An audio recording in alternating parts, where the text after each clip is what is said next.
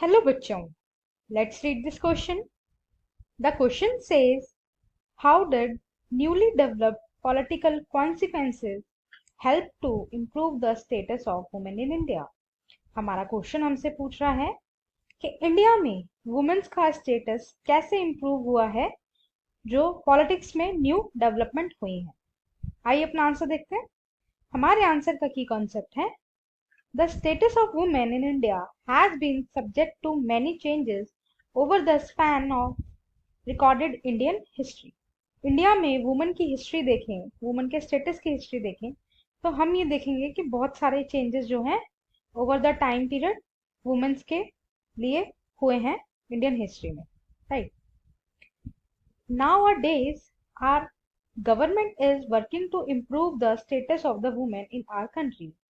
आज के टाइम पे जो हमारी गवर्नमेंट है इंडिया की, वो बहुत ज्यादा वर्क कर रही है ताकि वुमेन्स की जो है इम्प्रूवमेंट हो सके इंडिया में।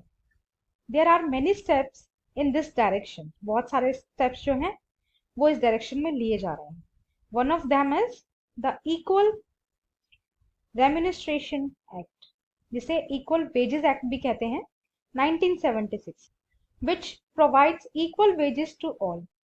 द इक्वल रेम्यूनरेशन एक्ट जो है 1976 में आया था, उसका बेसिक मोटिव ये था कि मेन और वुमेन को जो है इक्वल वेजेस मिलने चाहिए इक्वल वर्क के लिए, right.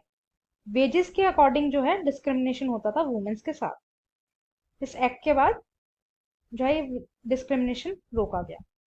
Now women get wages equal as man for same work. उसके बाद जो है वुमेन्स को इक्वल वेजेस मिलने लग गया मैन के अकॉर्डिंग।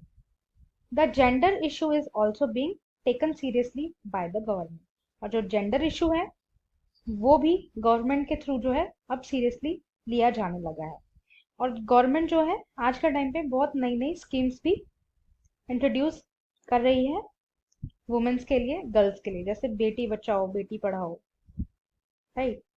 सो ये कुछ पॉइंट्स थे जिनसे वुमेन्स का डेवलपमेंट हो रहा है पॉलिटिक्स के through, right? I hope you understood. Thank you and best of luck.